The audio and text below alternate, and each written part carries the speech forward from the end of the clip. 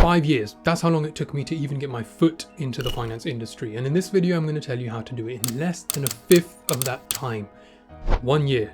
Now, in the past, you'd need a degree to get almost any job within finance. You'd struggle to get an assistant position at your local accounting firm without at least an undergraduate degree. But that doesn't seem to be the case any longer. Now there are lots of different avenues you can take that don't require a degree. I remember just 4 years ago when I was applying to university, there were very few degree apprenticeships available. There were apprenticeships, but they weren't degree apprenticeships. The few degree apprenticeships that there were at the time were in relation to the audit industry and the Big Four. Now, after a quick search, there are countless apprenticeships available at investment and retail banks, insurance firms, and even actuarial companies. I personally think that a good degree apprenticeship is definitely the way to go. By the end of it, you'll not only have a full degree, but you'll also have practical experience, which I think is far more important within finance than the theoretical side. And to top it all off, the biggest consideration is that it's all free. You're getting paid an annual salary, learning and working at a leading company, and earning a degree, all free of charge, all at the same time. To me, it's a no-brainer, and I definitely think about it every time I log in to see my student loan balance. Over the last 4 to 5 years, the UK has been experiencing an intelligence exodus, and the workforce has been very strained, and that's due to countless number of reasons. People have been leaving the UK as property prices become inaccessible, taxes reach new heights, and the disparity between upper and lower class becomes more and more apparent. That's ultimately meant that high-skilled jobs have been left vacant with no one to fill them. So that's why the government has been encouraging more and more companies to offer practical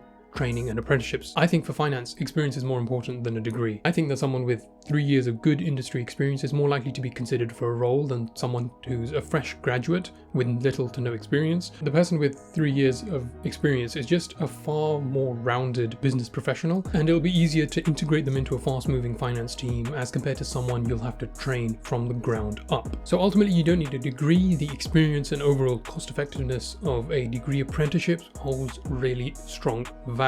I know if I could, I'd much rather do a degree apprenticeship at a bank or insurance firm if I'd had the chance to. Another potential avenue are entry-level courses, such as for accounting, there's the AAT, and once you've done the AAT, then you can progress to becoming fully chartered. The AAT is such an easy step to take if you want to work in accounting or you want an industry-recognized accounting qualification. I know people who have done levels 1 and 2 during their A-levels. To become an actuary, to join the Institute and Faculty of Actuaries, you don't strictly need a degree. You can become a fully qualified actuary if you have at least a B grade in A-level maths, provided of course you have to do all the further exams. Now my degree was a bit different in the sense that I got exemption from some of the actuarial exams due to the modules I covered at university, but from my experience, a degree feels more and more like an outdated form of education. The depth, time, and quality of practical experience just doesn't compare. Experience, I think that's the most important factor that determines how far you get in the recruitment process. Even for me, when I was applying for roles after graduating, I was getting far enough in the process. I was doing really well on cognitive tests and in the interviews, and then one day I'd open LinkedIn and find out that the person with 3 years of industry experience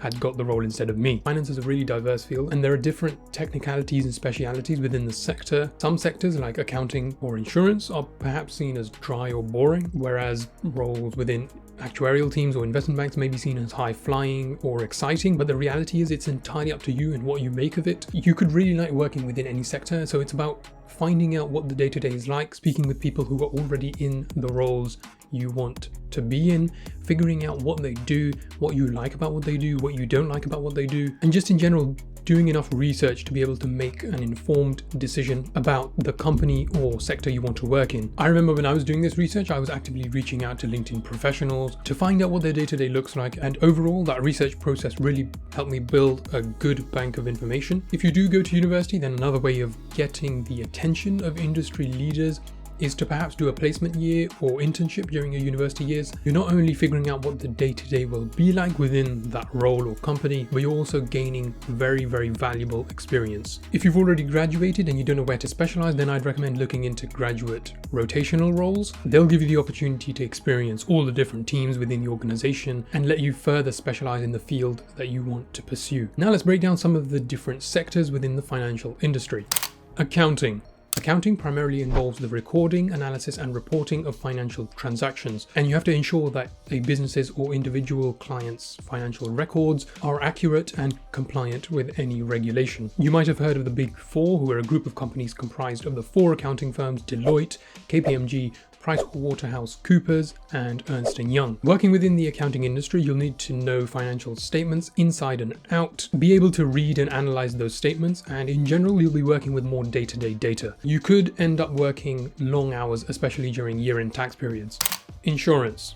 Insurance focuses on risk management, offering policies to protect against potential losses, and it involves underwriting, claims assessment, and risk assessment. The actuarial side of insurance is there to assess and manage risks, particularly within insurance and pension planning, and this is done by calculating probabilities and creating financial products that have good long-term financial stability. The insurance industry may also require you to work long hours, and it can be quite stressful during times when you're dealing with large claims or losses. In contrast, the investment sector revolves around the management and growth of capital, where professionals such as financial analysts or portfolio managers are responsible for handling assets with the aim to generate returns or growth for their clients or corporations. From my personal experience, the investment sector is highly profit driven, and so the pressure on you will be much higher than perhaps in a role that doesn't focus on profit, and it can be incredibly stressful when you're responsible for dealing with millions and millions of dollars of worth of money. I do know that it pays quite well, but the turnover rate within the industry is quite high, and there are so many analysts and associates who turn to corporate finance or private equity for a better work-life balance. It's important to note that there's so much variation within the roles within each industry, and my aim was just to give a broad overview of each sector. Now, if you want a finance role in London but you don't live here, here's how I would do it. First and foremost, I'd target large multinational firms and companies because it's more than likely that they'll have offices around the world. Perhaps even they'll have an office from the place you're applying from, and that ultimately means there's more avenues and routes to a city like London or New York as compared to startups who don't really have the time or the manpower or resources to address any visa or relocation related issues. Second, I'd focus on applying through UK-centric job boards. By UK-centric, I mean the ones that are used within the UK the most. Indeed, Glassdoor, Total Jobs, and Reed are just some of the most used job boards within the UK. Most job listings have the name of the person who's responsible for hiring for that role, and so I'd recommend reaching out to them to get an understanding of the role and just ask them what would help you stand out from so many applications that they're going to receive. You'd be surprised at how much valuable information you can attain just from reaching out to people. Do some research into the recruitment agencies that specialize within finance roles, and they'll often have roles that aren't listed online, but do bear in mind they may not always have your best interest at heart. Third, your written and verbal English needs to be strong. By strong, I mean impeccable. Companies often use ATS to scan your submitted CV for keywords, and most CVs won't even see a human person because they'll be rejected by the system